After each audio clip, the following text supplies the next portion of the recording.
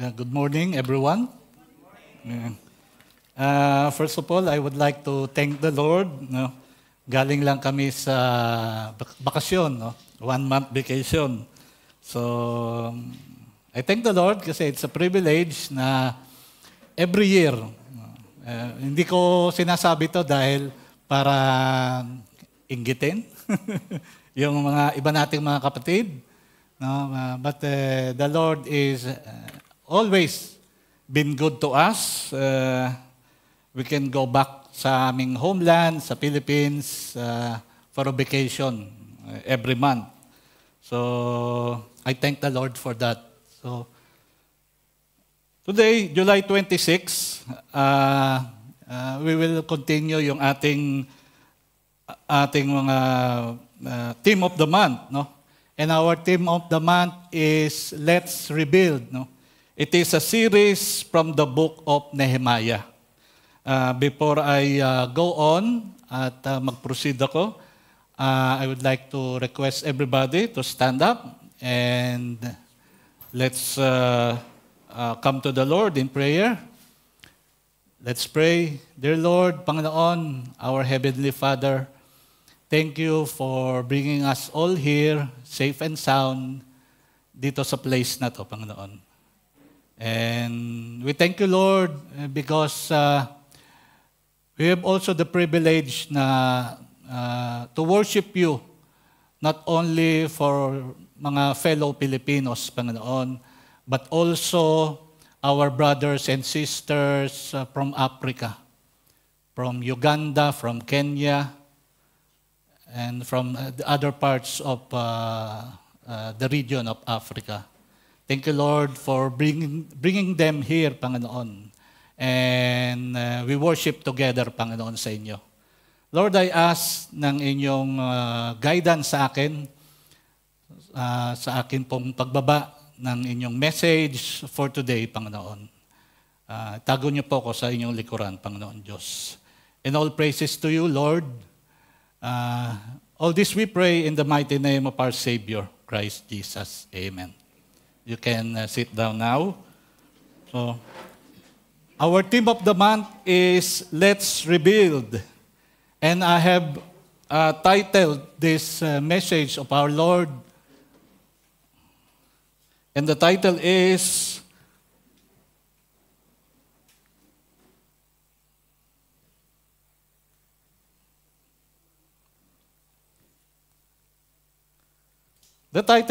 Restoring Our Imago Dei. What is Imago Dei? Imago Dei means in the image of God. No? Restoring our Imago Dei. That is the title of God's message for today. And we can go to Nehemiah, the book of Nehemiah, in chapter 6, verses 15 to 16. And this is our theme verse for today. Nehemiah chapter 6, verses 15 to 16 says, So the wall was completed on the 25th of Elul, in 52 days. When all our enemies heard about this, all the surrounding nations were afraid and lost their self-confidence because they realized that the work had been done with the help of our God. This verse is a declaration of victory. Si Nehemiah set out to do a big task, and that is to rebuild the walls of Jerusalem. And now, in verse 15, he said, the wall was completed on the 25th of Elul. So it is a declaration of triumph, a declaration of victory. But I would like to bring you back doon sa story na to. Why Nehemiah said this in verse 15 of chapter 6. The background of the story is Israel, when they follow the Lord, the commands and decrees of God, there are glorious days, mga Israel is in the peak ng kanyang glory as a nation. if they follow the commands of God. No? But if they become unfaithful and disobeys God, no, misery and suffering happens. So that's why in Nehemiah, chapter 1, verse 8, it says, "Remember the instruction you gave your servant Moses, saying, if you are unfaithful, I will scatter you among the nations." This is a prayer ni Nehemiah. No? Sabi dito sa verse na to, sa prayer ni Nehemiah, you know the instruction you gave to your servant Moses. Kapag yung Israel becomes unfaithful, the Lord will scatter them. The Lord will scatter the nation of Israel among the nations. Kaya nga po siguro, you can find mga Jews, mga Israelites in other parts of the world, just like yung mga Chinese at saka mga Indians, nandoon sila, may mga, sa ibang bansa, kahit sa Philippines, merong Chinatown, no? Meron ding Indian town. So the same way, ang mga Israelites were scattered also among the nations. Kaya sa iba-ibang bansa, you can find mga groups ng mga Israelites na living in that country. So this is the word of the Lord na sinabi kay Nehemiah at sinabi kay Moses. No? And when Israel disobeys God, no, there are dark moments in history. And one of the darkest moments sa history ng Israel is when Jerusalem was besieged by the Babylonians. No? It happened around 608 BCE. BCE is before the Common Era. Inaano natin to is before Christ. No? But BCE is before the Common Era. So it happens on 608 BCE. No? Jerusalem was besieged by the Babylonians led by King Nebuchadnezzar. And the walls and city gates were left in ruins. And the Jews were held captives and exiled in Babylon. Kaya po, for 70 years, nandoon po ang mga Israelites sa land ng Babylon. No? They stayed there as captives ni King Nebuchadnezzar. But the Lord fulfilled this promise after 70 years. Mapapansin natin na this is some kind ng punishment ng ating Panginoon Diyos sa nation ng Israel because they were unfaithful. But after 70 years, God fulfilled this promise. In Nehemiah 1:9, it says, "But if you return to me and obey my commands, then even if your exiled people are at the farthest horizon, I will gather them from there and bring them to the place I have chosen as a dwelling for my name." At sabi din sa Jeremiah 38, "In that day declares the Lord Almighty, I will break the yoke of their necks and will tear off their bands. No longer will foreigners enslave them." So, sinunod at finulfill ng ating Panginoon Diyos ang kanyang pangako, ang kanyang promise to the nation of Israel. That's why in 538 BCE, Cyrus the Great of Persia conquered Babylon and he defeated Nebuchadnezzar. And through Cyrus the Great, the Jews were allowed to return to their homeland. No? Pinayagan ni Cyrus, the king of Persia, na the Jews can now return to their homeland, to Jerusalem. And when yung Israelites came to their homeland, the first thing that they do is to restore the altar and rebuild the temple. No? They were led by the priest named Ezra. And the people worship God. But the people also are unwilling to rebuild yung mga city walls at mga city gates. No? Yung story po ng Nehemiah, if you can read this, the book of Nehemiah begins with Nehemiah inquiring of the people in the city of Jerusalem. Yung kanyang kapatid, one of Nehemiah's brother, came to him, and Nehemiah was the cupbearer of King Artaxerxes. No? And one of his brothers came to him from Judah, from Jerusalem, and Nehemiah asked his brother, what is the condition of the people and the city of Jerusalem? And his brother reported in Nehemiah 1:3, it says, they said to me, those who survived the exile and are back in the province are in great trouble and disgrace. The wall of Jerusalem is broken down, and its gates have been burned with fire. So the gates and the city walls of Jerusalem were left in ruins. No? The people worship God, but they ignore the building or the rebuilding of the city walls. No? And when Nehemiah heard this, he was filled with compassion and he prayed to God. And what is his prayer? The content of Nehemiah's prayer first is yung forgiveness.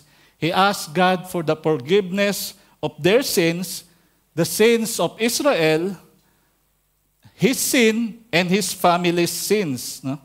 Kaya po si Nehemiah, kaya po sa atin, when we come to God, the first thing that we should do, no, the privilege na going to the court ng ating Panginoon Diyos in prayer is we have to acknowledge that we are sinners and we ask God for His forgiveness. Just like Nehemiah did when he heard the condition of the people of Israel. And the second thing Nehemiah asked the Lord is for the success. No? He has a mission, and he wanted King Artaxerxes to approve him to go back to Jerusalem to rebuild the temple. So he asked for God's help, no, so that King Artaxerxes will allow him to go back to Israel. No? And fast forward, Nehemiah achieved what he had set out to accomplish, and that is to rebuild the walls and city gates of Israel. That's why in Nehemiah chapter 6, it says, so the wall was completed on the 25th field of Elul in 52 days. No? Why is it important for Nehemiah to rebuild the walls? No? Bakit nga ba importante? No? They have built the temple, but why the need for rebuilding the city gates, no, and the walls around the city of Jerusalem? Why? It is because a city without a wall is vulnerable to attack. No? A city wall serves as protection and primary defense of a city. Kaya nga po sa atin, tayo ay alam natin ito na most of the cities ng ancient times were built around they were enclosed ng mga city walls. Kaya nga po, mapapansin natin yung Great Wall of China, no? Pinoprotektahan ng isang region yung kanilang territory from the barbarians who want to invade yung isang region sa China. That's why they built the Great Wall of China. And the same thing sa Philippines, we have this walled city of Intramuros. No? The Governor General, the Spanish Governor General, when the Philippines is under the Spain, yung Governor General lives here in Intramuros, and he asked for the building of the walls and city gates of Intramuros. So, Old Testament stories are shadows of spiritual truth. Ito po yung story ng book ni Nehemiah. And we can get some spiritual truth dito sa ating lives, dito sa Old Testament story na to. And the story helps us to understand ourselves. In the story, Israel becomes unfaithful, kaya destruction comes to them. And in the same way, we sinners, before we come to know God, when we are sinners, we are like damaged goods. Walang mabuting gawa sa atin. Lahat tayo ay would like na mag-act o gumawa ng mga evil things. Damaged goods tayo before God save us. And also, in the story, the first thing that was restored is yung temple. So that yung mga Israelites, coming from captivity in Babylon, can now able to worship doon sa kanilang homeland. In the same way din sa ating mga lives, in the same way in our lives, when God save us, the first thing God restores is our spirit. Naniniwala po ba tayo that we is composed ng three elements. We have the body, soul, and spirit.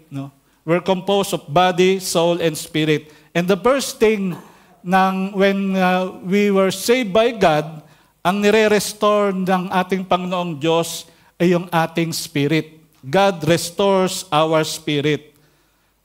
Pero yung ating soul is in process.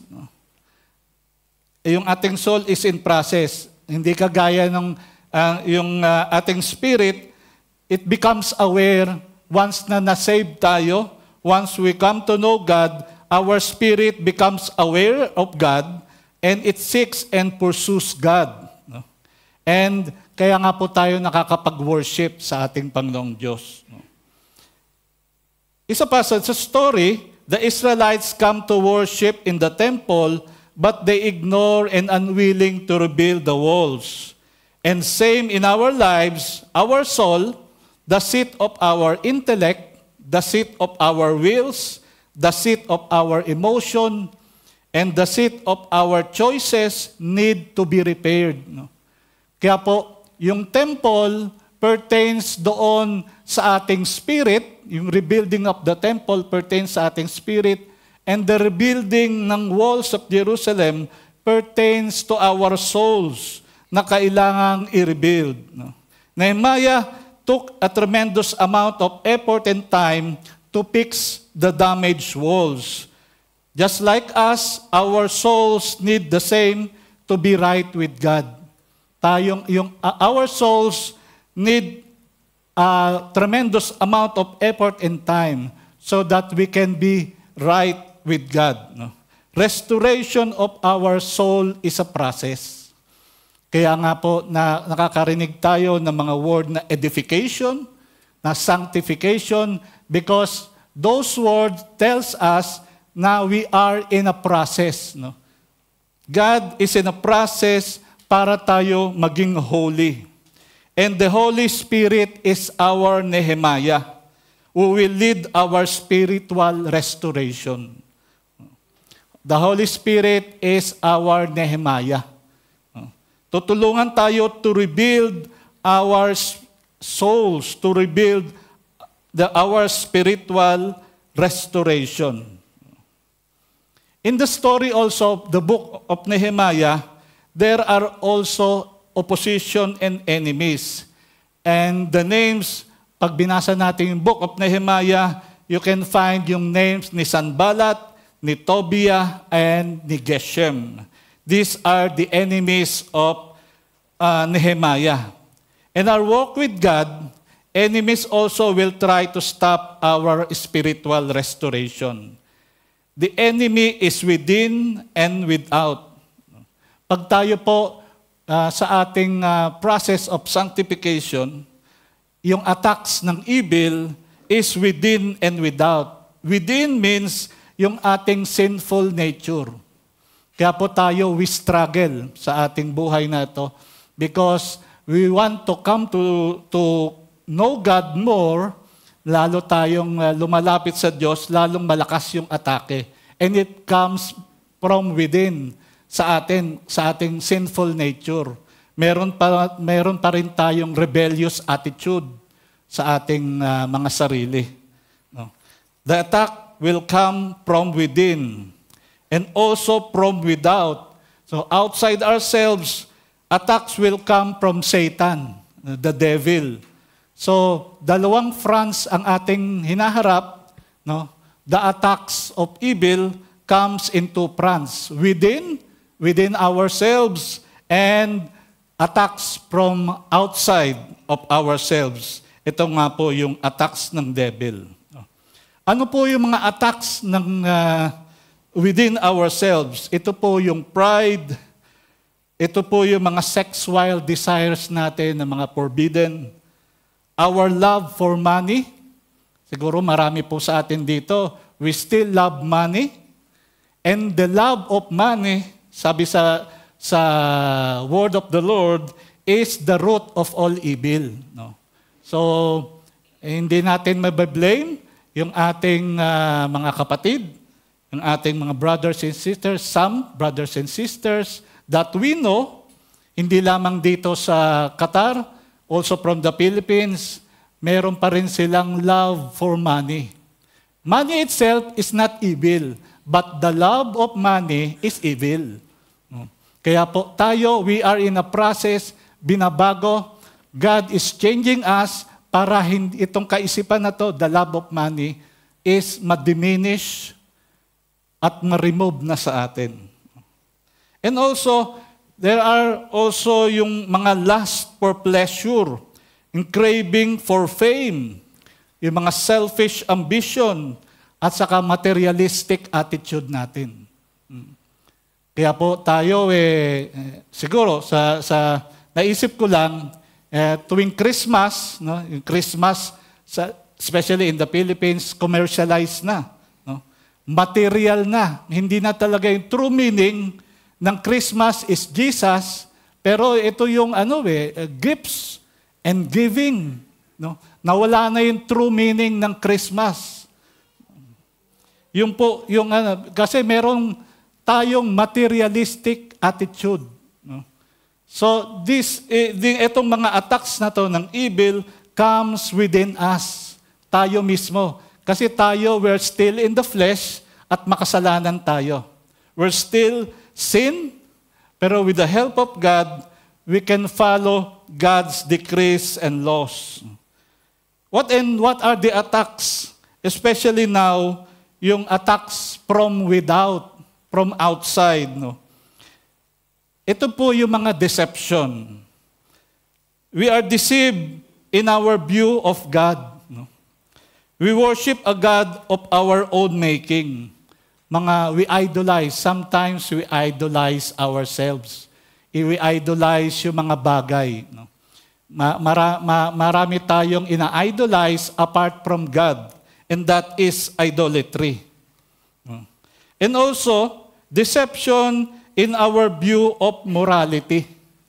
So merong sinasabi na there is no absolute and only relativism. What is relativism? Relativism means it depends on you. No? Ikaw is, yung isang issue, depends on your opinion. No? That's relativism. Walang absolute. Everything sa in one person that is sinful, sa isang person that is not sinful. That is relativism. At marami nito sa mundong ito. In this world, maraming tao na nagsasabi, it depends. No? It's relative. No? Depende sa iyong pananaw. No? That is relativism. But we as Christians believe yung absolute sovereignty ng ating Panginoong Diyos. Yung laws of God is absolute. No? Hindi mo pwedeng sabihin, pag sinabi ng Diyos, this is sinful, when God says this is sinful, you don't say, no, that depends. No? That is relativism. We come to God and say that what God decrees is absolute. When God says it is a sin, it is a sin. No? Hindi pwede mong sabihin, no, it's relative. No, it depends. So, that is our view of morality. No? Kaya nga po, there are also view ng mga illicit sex, view ng there are senseless violence sa ating mundong ito. Because people believe that depends on us, not sa laws ng ating Panginoon Diyos. So, we are being deceived, we are being attacked by the devil in our view of morality. And the third is the deception in our view of family. We wanted self-gratification, we pursue personal happiness, we are not bound to fulfill promises. And this affects our children and our future. And many times, nasabi ko na ito, there is one celebrity in the Philippines who says in live TV na if you're not happy with your spouse, it's time to go. I don't want to name the person. No? Even sa US, no, there is one black American in live TV also who says if you're not happy in your marriage, it's time to go. Divorce, no? But that is not what God wants. No? Our view of the family is being deceived, being attacked by the devil. So, Nehemiah also, sa story ni Nehemiah, he was attacked also in 3 fronts, in 3 phases. And the first attack by Sanballat, Geshem, and Tobiah is the pretended friendship. No? They want to befriend Nehemiah. But Nehemiah, with God's discernment, knows their purpose, knows what they want. Binibefriend nila si Nehemiah. They want to arrange a friendly meeting with Nehemiah with the purpose of stopping or delaying the work. The work of rebuilding ng walls ng Jerusalem. And also, meron din sinasabi dito na yung slander. No? Slander means damage someone's reputation by making a false statement. Sabi if we can read the book of Nehemiah, it says there, it is reported among the nations. This was said by Sanballat. No? And Sanballat's slander is this. It is unverified second-hand information. No? It is a vague statement. It sounded like everyone is talking about or a number of people are saying this. No? Kasi sabi ni Sanballat, it is reported among the nations. He doesn't have the first-hand information. He only says it is being said, being reported among the nations. The slander there is parang it sounded like everyone is talking about. So it means gustong palabasin ni Sanballat that it is true. Yung kanyang statement, yung kanyang accusation kay Nehemiah is true. But that is slander. No? Sanballat made a false accusation kay Nehemiah. No? So even 1,000 nations would not make a false true. No? Kahit everyone is talking about that, no, it will not make a false true. No? That is the slander of Sanballat. So a popular lie is more dangerous than yung a simple lie. No? Kasi when it is popular, we assume that it is true, but it is not. No? So, and another thing, sabi ni Sanballat, these matters will be reported to the king. So come therefore and let us consult together.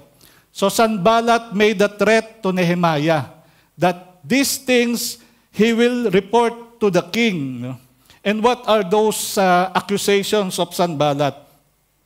Sanballat accused Nehemiah that the Jews plan to rebel, and Nehemiah will be made their king, and also Nehemiah has appointed a prophet, has appointed or proclaimed a prophet. But Nehemiah denies this, and he says to Sanballat, "You invent them in your own heart." Nehemiah replied straightforward to Sanballat that Sanballat is a liar. Nehemiah did not prepare elaborate defense because it is a waste of time to present yung facts at saka mga evidence to a liar. But the best thing to do pag ini-slander tayo is to ignore the person, to ignore yung demands ng slanderer. So tayo po, as we walk with God, nakaka-experience tayo ng mga tao na they slander us. And the best thing to do is to ignore them and do not give in to their demands. Ganito ang ginawa ni Nehemiah. The slander strategy is to sow fear. Tinatakot ni Sanballat si Nehemiah. And Nehemiah wasn't afraid.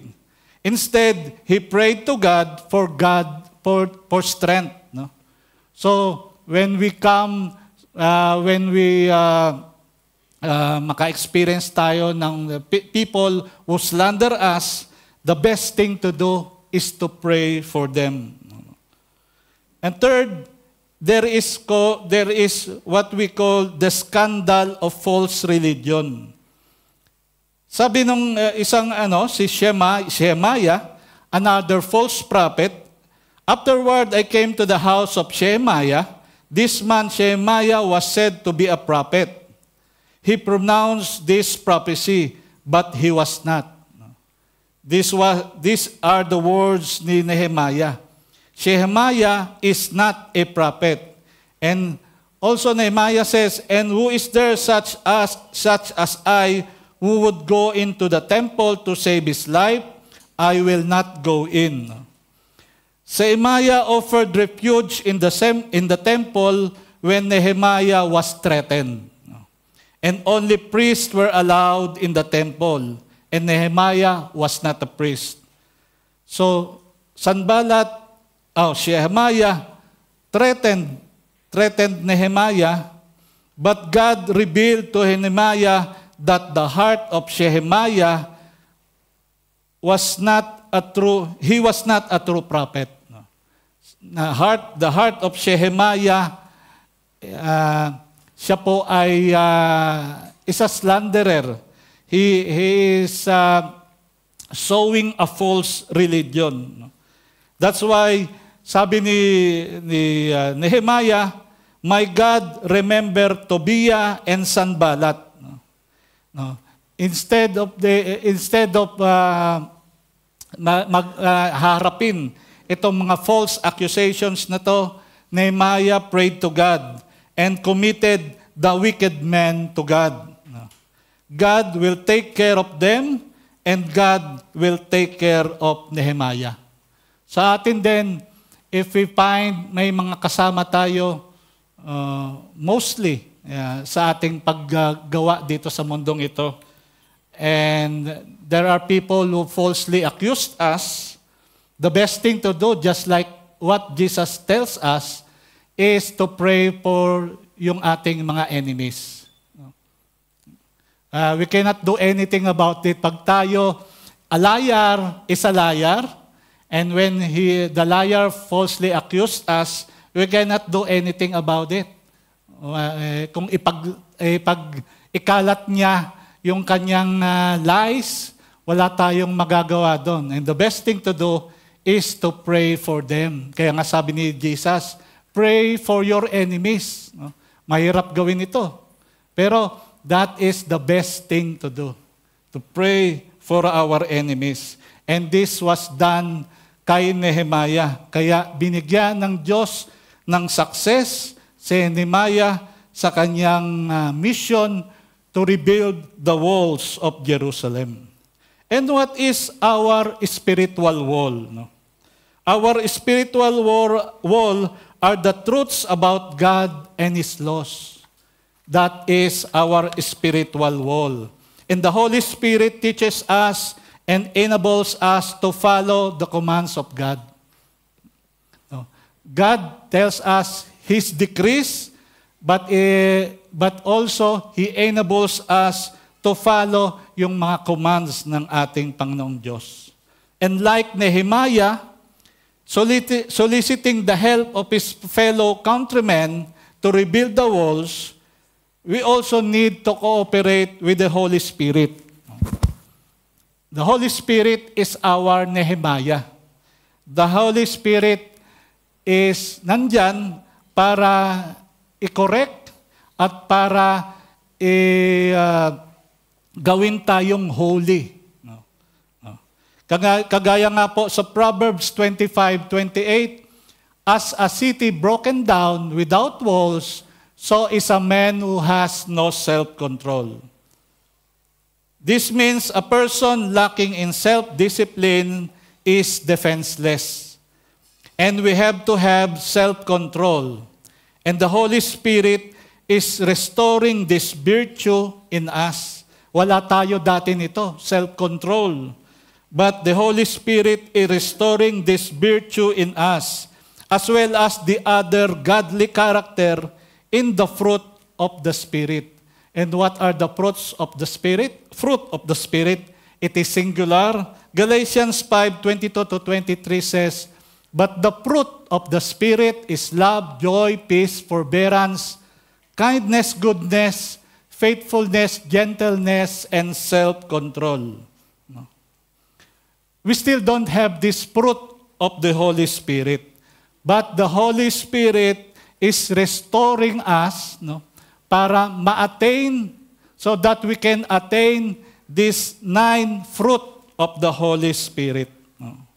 Galatians 5:16 says, so I say, walk by the Spirit, and you will not gratify the desires of the flesh. Nehemiah calls the people for the work of restoration. In the same way, the Holy Spirit is inviting us to join Him, saying, come, let us restore your Imago Dei. Meron tayong Imago Dei. We have this image of God. Just like what Genesis.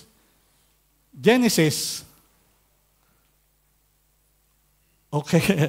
I'll tell you, Genesis 1:27 says, so God created mankind in His own image. In the image of God, He created them. Male and female, He created them. So tayong mga Christians, before tayong mga tao, we have this image of God. We have this Imago Dei. Pero this was distorted when man sinned. Nung nagkasala ang tao, the image of God was distorted. And now the Holy Spirit is restoring it. Nire-restore tayo para makuha uli natin, ma-restore sa atin yung Imago Dei, the image of God in us. So that's why now the Holy Spirit is urging us, saying, come, let us rebuild. And the Holy Spirit assures us victory. Kaya po tayo, we have to cooperate with the Holy Spirit. We should do yung pinagagawa ng Holy Spirit. And what is the Holy Spirit saying to us? Kagaya ng sa Proverbs 25:28, we should have self-control. Meron tayo dapat love. Ma-build sa atin yung forbearance. Ma-build sa atin yung kindness. Ma-build sa atin yung goodness. Ma-build sa atin yung gentleness. It is the work of the Holy Spirit. But we have to cooperate with the Holy Spirit para ma-attain natin itong Imago Dei natin. The image of God in us. So this is the word of the Lord, the message of the Lord to us. No? Restoration of our Imago Dei. So let's come to the Lord and praise Him. Let's pray. Dear God, thank you, Lord, sa inyong message for us today, this morning. Lord, you have made us, you have created us in your own image. But because of sin, this was distorted. Hindi ito. We don't reflect yung inyong image, Lord, sa aming mga buhay. The Imago Dei, hindi makita sa amin, Panginoon. But thanks to the Holy Spirit, salamat sa Holy Spirit, Panginoong Diyos, our Nehemiah, na nagre-restore nung aming Imago Dei. And one day, Panginoon, kami naniniwala na there will be victory na ma-attain namin at mare-reflect namin ang inyong image sa aming mga buhay. Lord, patawarin niyo po kami, forgive us sa aming mga sins, and Lord, help us sa aming journey para ma-attain ang aming Imago Dei. Thank you, Lord, sa inyo sa message na ito na binigay niyo sa amin this morning. All praises to you, Lord, in the mighty name of our Savior, Christ Jesus. Amen.